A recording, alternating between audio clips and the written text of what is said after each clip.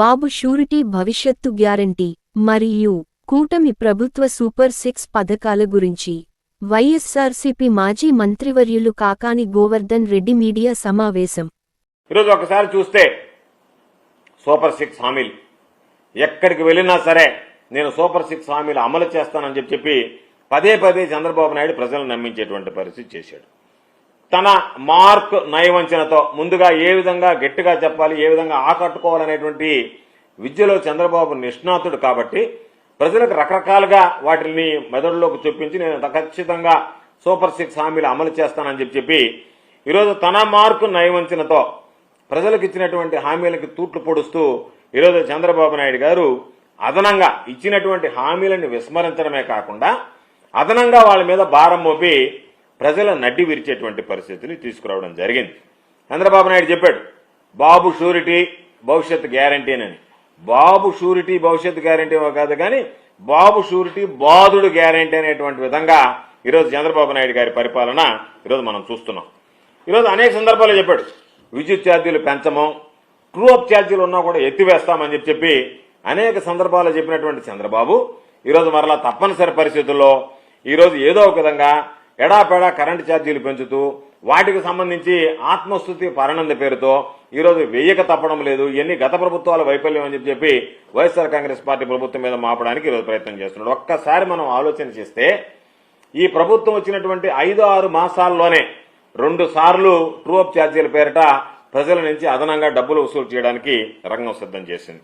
తాజాగా దాదాపుగా 9,412 కోట్ల రూపాయలు 9,412 కోట్ల రూపాయలు ఈరోజు ఇంధన సర్దుబాటు కింద ఈరోజు ప్రభుత్వం ప్రజల నుంచి వసూలు చేయడానికి సిద్ధపడింది. దీని ద్వారా ఈరోజు ఒక్కసారి లెక్క చూస్తే ప్రతి యూనిట్కి 92 పైసలు ఈ రోజు తీసుకున్నటువంటి నిర్ణయం ద్వారా ఈ రోజు రెండవ విడత 9,412 కోట్ల 50 లక్షల రూపాయలు ఏదైతే ఈ రోజు రెండవ విడత మరలా అదనపు భారం ప్రజల మీద పడుతుందో దానివల్ల ప్రజలకు అదనంగా మరొక 92 పైసలు సగటున ఈరోజు ప్రజలు చెల్లించాల్సినటువంటి పరిస్థితి యూనిట్కి ఈరోజు విద్యుత్తుకు సంబంధించినటువంటి ఏర్పడింది. అంటే ఇవన్నీ కూడా డిసెంబర్ వినియోగం, అంటే జనవరి నుంచి బిల్లులు వస్తాయి.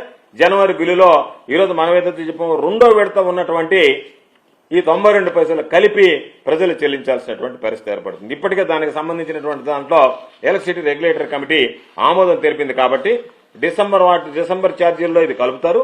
జనవరి నుంచి పాపం ప్రజలకు వచ్చేటువంటి బిల్లులు చెల్లించాల్సినటువంటి పరిస్థితి ఏర్పడుతుంది. దీపావళి అందరూ సంతోషంగా జరుపుకుంటారు అనుకుంటే పాపం చంద్రబాబు నాయుడు ఏదో ఇస్తారని చెప్పి ఆశిస్తే చంద్రబాబు నాయుడు ఇవ్వడం పక్కన పెడితే వడ్డించడం మొదలుపెట్టాడు. దీపావళి పండుగకు సంబంధించి 6,073 కోట్ల రూపాయలు మొదటి విడతలో 6,073 కోట్లు 6,072 కోట్ల 86 లక్షలు సుమారు 6,073 కోట్ల రూపాయలు మొదట ఒక్కసారి మోపాడు. దానివల్ల దాదాపుగా ₹27 ఈరోజు అదనంగా పడేటువంటి ఏర్పడబడింది. కాల పరిమితిని బట్టి దీన్ని వసూలు చేస్తారు కాబట్టి ఆ కాల పరిమితికి అనుగుణంగా ₹27 ఈరోజు దాదాపుగా మొదటి విడతలో వసూలు చేయాల్సినటువంటి పరిస్థితి ఏర్పడింది.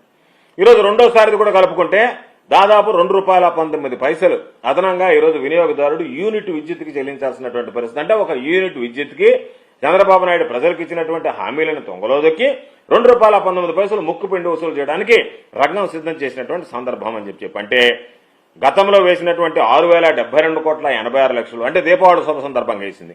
ఇప్పుడు తాజాగా తీసుకున్నటువంటి 9,412 కోట్ల 50 లక్షలు ఈ రెండు కలిపితే ఈ 5-6 నెలల్లోనే చంద్రబాబు నాయుడు ప్రభుత్వం 15,486 కోట్ల రూపాయల భారాన్ని ప్రజల మీద మోపడానికి సిద్ధపడింది విద్యుత్తుకు సంబంధించినటువంటి విద్యుత్ ఛార్జీల వసూళ్లలో అని చెప్పి ఈ సందర్భంగా తెలియజేస్తున్నారు. Get your personal loan today through BSK Associates. Thank you.